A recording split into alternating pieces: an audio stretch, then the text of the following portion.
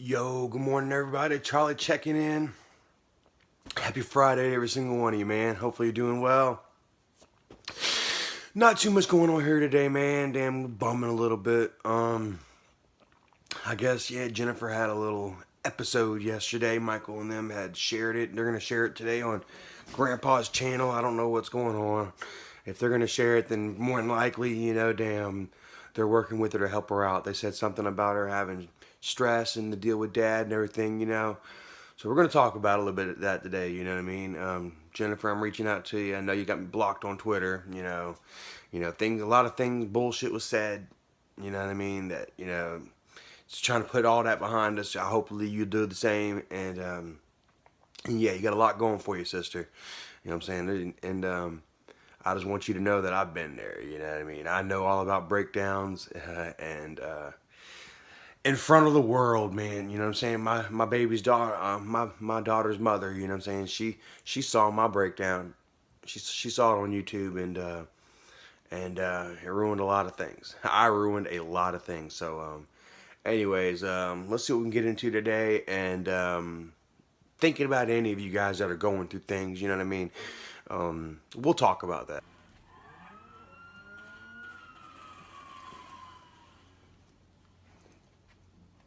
Rockstar! Little GTAM. It's Friday. Ain't got no job. Ain't got nothing to do. That's like a couple of y'all were asking me, you know what I'm saying? Y'all are like, Charlie, do you still have a job and stuff? Like, no, I don't still have a job. Like, you know what I'm saying? Damn.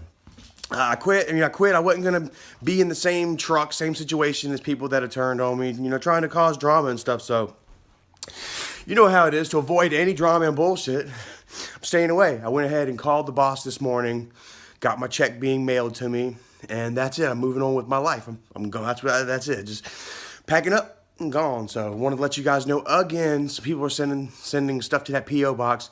Do not send anything to P.O. Box 81, okay? I was told that everything is going to be returned to sender, so I will have a P.O. Box here soon. Please, if you don't get your stuff back, contact the P.O. Box and let them know that I haven't received it and that you haven't received it, because, yeah, I've been told that everything is being returned to sender. So I will have a P.O. Box soon, guys, so we can have this, this connection, man. I love you guys. Alright guys, I'm going to show you something I hadn't seen in a hot minute now. Look at this. The freaking deck, dude. Look at it's crazy, dude. It's like been nothing but snow here for, damn, who knows, like what, since damn Thanksgiving. Right after Thanksgiving. And look, it's been 45 the past couple of days. It is just so foggy out here, guys. It's almost like a Stephen King film or something. And Stephen King is from here. I'm hoping before I leave, guys, that I can go to Bangor, that I can see Stephen King's house. And, yeah, because like that is my hero. So I'm gonna look into it. If I don't, we'll get to do it later. But, yeah, I can just imagine. I can just tell why Stephen King was so damn, inspired and stuff, living out here in Maine and just the beauty and everything. I can just think about The Mist right now. Some, damn 58-pound ladybug scuttling across the snow right at me. The office again, the office again, the office again. I've really got to find something new to watch, man. Somebody help me out, man. I love comedy. Help me find something else to watch, man. The Office, it's like the 10th time I've seen this series. As I gotta say, I really like these damn readings, man. They really, every morning, it's something that I took from rehab, just, reading about something, thinking about it, and like some mornings you get up and you think you just gotta get to work, you gotta do this. You don't actually stop and think about, what's affecting you, what's on your mind and stuff, and it's really good to just stop early in the morning and just, give yourself some goals kind of for the day and stuff. So, some thoughts to think about, some things to kind of change, change is daily, and I tell you guys that every day is a decision. So anyway, let me go ahead and tell you what these guys has to say. This is on Change, dude. It says, become what you think. It says, what you habitually think largely determines what you will ultimately become. You know, how do they say it? I think, therefore I am. Power of suggestion. It really works. You know, if you think that you're a piece of shit, you know, you think that you're no good, then you're going to be no good, you know, and I'm like that, you know, I've told myself plenty of times, like, man, you're just a piece of garbage, you're a piece of trash, and then I started believing that. I'm like, you know what, well, if I'm a piece of trash, then what the hell, why not just give it all up, you know, which is the wrong way to think, you know, what you think is ultimately what you become. So, know the difference between a catastrophe and an inconvenience. There's another thing, guys, man, something happens, and it could be just very small, you know, and I'm like, you mother and I've learned actually though, man, through the power of positive thinking and just doing it not just for everybody, not telling other people that, man, think positive, but actually thinking positive for yourself.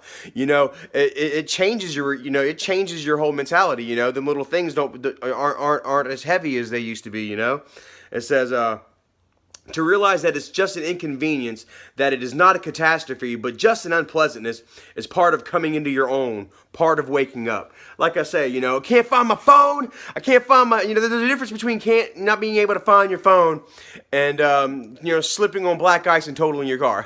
You know, there really is. But sometimes the line's gray for us, man, because we're in this world full of instant gratification, you know, so let's see here. Now, this is the one that I liked right here, guys. Stumbling blocks and stepping stones. It says, are you going to make your obstacles stepping stones to your dreams, or stumbling blocks because unknowingly you let negativeness, worries, fear, etc. take you over? You know, and that's where, like I say, you know, you can take these negatives, turn them into positives, and you can make stepping stones out of them, and like take the stones thrown at you and use them to build your foundation, or you know, you can just make the problems bigger than they are. Just like, you know, knowing the difference between a catastrophe and an inconvenience. A lot of these times, these stumbling blocks are no more than just inconveniences. Remember that. So. So here, the change is from inner to outward. That's where I was saying earlier. We start by dissolving our attitude, not by our outer conditions, you know. Where sometimes we do say we are products of our environment. It's true. But, you know, the catalyst for change starts within. And that's where I was saying, you know, I was taking these positive thoughts and using them on a daily basis every time something happened. And I'm just like, where I normally was like, oh, F this or whatever, you know, I just told myself, it's okay. It's going to be okay. And the next thing I knew, I find all these little inconveniences, you know, being inconveniences and not catastrophes. So I'm just going to go ahead. No, actually, you know what? 2 more here for you guys. Refuse to stay down. In Chinese variety stores, we have a weighted dog, like your weighted clowns, which points out a moral. Fall down 9 times, but rise again 10 times. To refuse to be cast down, that is the lesson. And a lot of you have seen me refuse to damn back down, man, to stay strong, fight the good fight, and just stay positive and hopeful. And, man, it's paid in spades. So last one, it says, choose the positive. You have your choice. You are the master of your attitude. Choose the positive, the constructive. Optimism is a faith that leads to success. Man, I love this damn book so much, man, dude. And I'm going to choose the positive over the negative, and I'm going to let that be the connecting factor to my faith and my damn, and my overall winning. What can I say? My faith, my fortune, and my upbringing, man. So thank you all so much, dude. Thank you. I don't know. I was just thank you all for watching, man. I don't know. I felt like I was just fixing to end the video, but I'm not, man. We're fixing to go talk about Jennifer, Mom a little bit, and myself, and all of you, man. There's a lot of you out there, man, that have similar issues. We're gonna get into it. Let's go ahead and set this up. All right, Wolfpack and Travelers, man, gather around. Group therapy time. Haha, love our group therapies, guys. It really helps me get by every single day, and I want you all to know that I'm just so appreciative and thankful for all you guys. I realize, and I get a lot of feedback, and it helps a lot of you guys too. So, man, I just feel so honored and thankful and blessed to be able to have this wonderful gift to be able to share with you all. So, anyway, let's go ahead and talk a little bit about breakdowns, guys. Apparently, we got a little issue going on, you know, with Jennifer, and all of you are going to see it today, man. She posted a picture earlier. Damn, she had cut her hair, cut her eyebrows, and had acted out. And you know, like I say, it's it's a little sad, you know, that the fact of the matter is that this isn't the first time. And you know, I mean, I want to be able to reach out to her and offer her, you know, you know, my heartfelt wishes, sympathy and condolences, and just let her know that, you know, that I understand, that she knows that I understand. You know, so many of y'all have seen me, y'all saw my meltdown friggin' in front of a million people, you know. Skylar's mom, she saw it. She's like, she had to explain it to Skylar about daddy on dope and screwing up, you know. And and it's kind of sad, you know. It's in a situation like this where so many people are going to witness this, and they're all going to have their own stories and their own versions, their own views, and everybody's got their own thing to say. You know, this is usually how it is, and it can be hard for a person, you know, to have this blow up in the public light like this, and then to bounce back from it publicly, like I have. So anyway, we're gonna talk a little bit. We're gonna tell a few stories here, and we're gonna relate, and then we're gonna bring it all back in together. We're gonna reel it in for you guys. So first off, let me go ahead and say that, you know, I love my mom, I love Jennifer, I love my whole family, you know, but we are flawed. We have our issues, right? And Mom and Jennifer are like that, man. They are just two peas in a pod, look just alike, act just alike. I mean, it's crazy, you know, how, you know, everything just kind of skipped me and went to Jennifer. I know I do have a little bit, but it's not that bad. Most people want to believe that I've got like this mental thing and just all crazy in the head, but I've been checked. I've been checked. I'm certified sane, baby. You know, all my crap happens, you know, when I get messed up and I get wasted, and these resentments that I'm working on. Now, you know, these resentments that would just fester and brew until they just blew up. So, you know, I'm working on that. I've learned to reach out and talk to you all, and this is just amazing for me. This is what really helps me kind of stay rooted and clean and sober and just hopeful and thankful and all that. So, you know, Jennifer's got this opportunity too, and it's sad to see, you know, how it went down, but I've got a feeling that she's going to bounce back from this, because like I say, the difference between mine and her situation is that, you know, my resentments and stuff led me to get wasted and just act out irrationally and destroy my situation, as opposed to bring people, you know, to notify people that, hey, I'm in trouble, I need some help. And where Jennifer's was spurned through an emotional loss. You know, our father passed away, and I felt it too. Like the other day, man, I was just sitting there bawling my eyes out, laying in the bed, just looking at Dad's pictures, just bawling my eyes out. And I didn't even think about, you know, that the next day was, you know, the 1 month anniversary. We're all dealing with it in our own way. And Jennifer, you know, is she can't hang right now, you know. And just want you to know that we're all here for you, family, friends, everybody. You know, we're all here for you, sis. So, but Jennifer and Mom are just alike, man, in many, many ways, man. And I love them, but yeah, like I said, we're all flawed. And I remember, I've seen numerous times where, you know, Mom would tear pictures up, you know, birth certificates, you know, and for days just be, you know, just hell. Just the Cold War, World War III and the Cold War all rolled into one, right? And Jennifer didn't escape it. You know, they've been going through mental health their whole lives, and it's sad. There's a lot of you that understand that, because y'all are going through the same things. You know, when they come up with these medications, you know, for, you know, bipolarism and schizophrenia and just behavioral medicines, it's sad, man. It's like, so like medications will work for a couple of weeks and then boom, they're done, no more. You know, like you got, and like there's people that have mom and Jennifer, they've been through numerous medications. You know, this one wouldn't work, this one wouldn't work, this one worked for a little bit and then stopped working and had adverse effects and stuff. So I mean, they're constantly having to try to find new medicines, and in between medicines, they have their flare-ups, and it's unfortunate, and you know. I'm sorry, I don't mean to laugh, man, but sometimes they're funny, you know. And Jennifer would laugh, like just like yesterday, she was laughing at her own stuff and everything, you know. I mean, yeah, she can get comical with it and then just flip like that, you know. So I'll never forget it. The first time that I ever saw Jennifer blow up in public, it was in not middle school. It was in elementary school. I was in 5th grade. We were going to this little place called Congaree Elementary in South Congaree, South Carolina, and it was early that morning. We weren't that far from the house. We didn't live that far from school, so we walked to school every morning. I was in 5th grade. I kind of watched over him and stuff. And we're sitting in the lunchroom before school started. We're eating our breakfast and stuff, and we're waiting for the buses to even show up because we got there early. And Jennifer was just she was just off brand, you know, from the moment we woke up, you know, and was just real catty and stuff. And I was just like, you know, just kind of whatever. And I remember she like asked somebody for a biscuit or something. Like they were doing little breakfast swaps and stuff like that.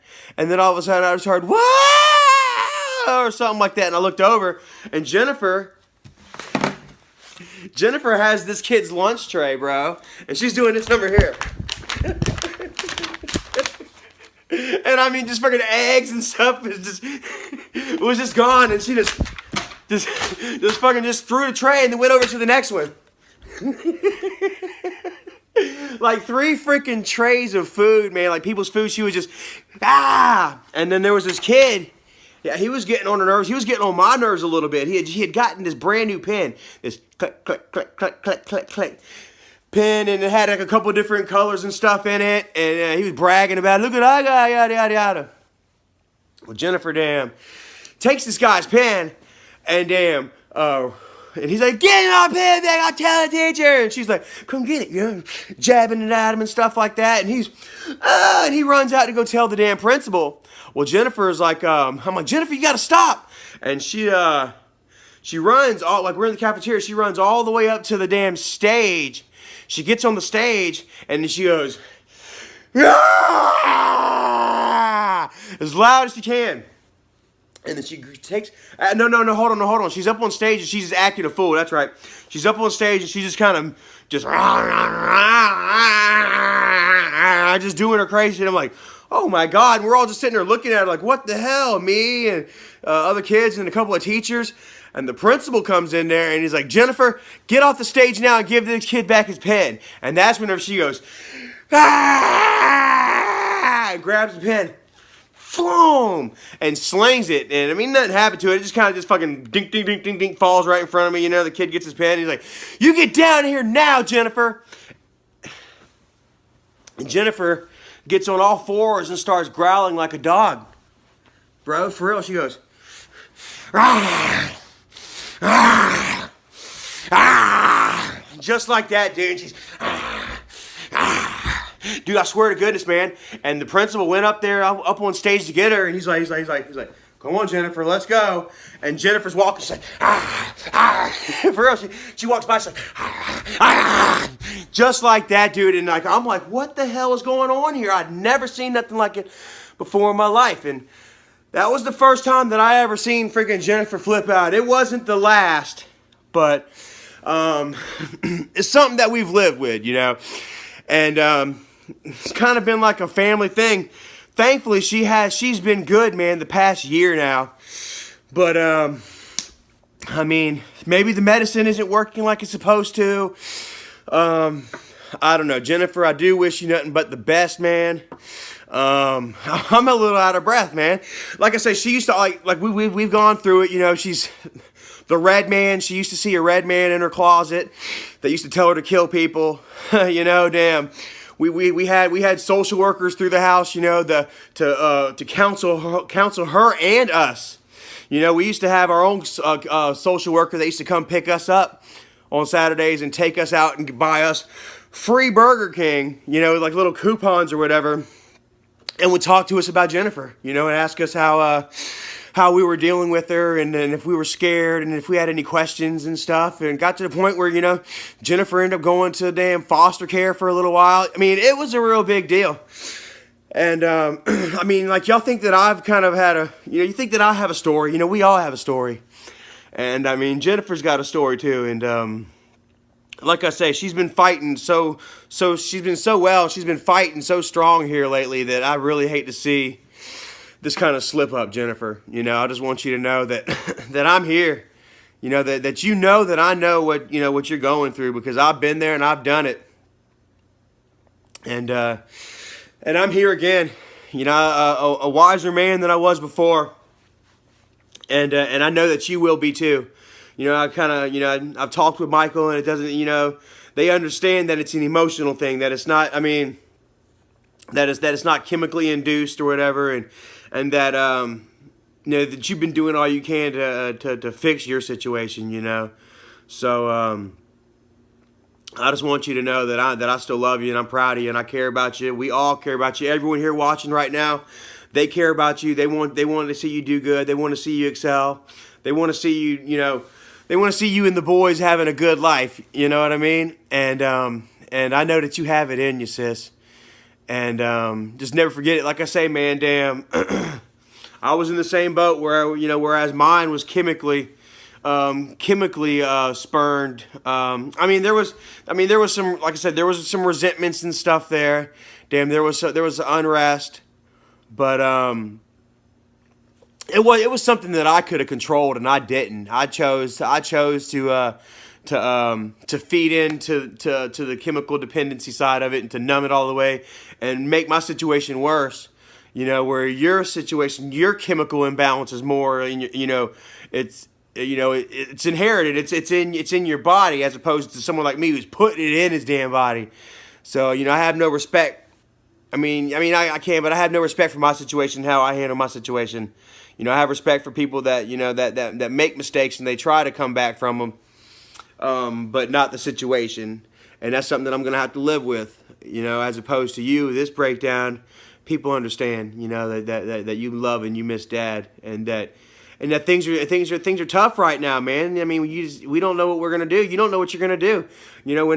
After Dad passed, me and Michael talked, and I told him, I was like, I'm not worried about me, you, or Kim, because we're gonna be fine. I said I worry about Jennifer and the boys. And I know that you got it in you to excel and to have a good life, sis.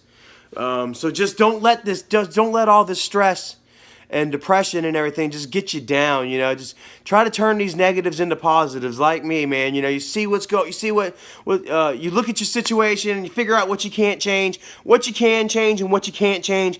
Accept the things that you can't, and change the things that you can, sis. Because you have an amazing opportunity here to do something really wonderful for so many people out there in the world that are suffering from the same illnesses that you are. And for them to see somebody like you, go out there on a daily basis and do your best to have the best life possible for yourself in your situation. I think it's very inspiring to others. So I think I'm going to go ahead and leave it here, guys. I'm going to go ahead and upload this. Hopefully have this uploaded before we see what happens on the Angry Grandpa channel. It's coming. But Jennifer, I want you to know that I love you and I do care about you. And that I'm wishing nothing but the best for you. So thank you all for watching, and I'll holler at you tomorrow. Peace.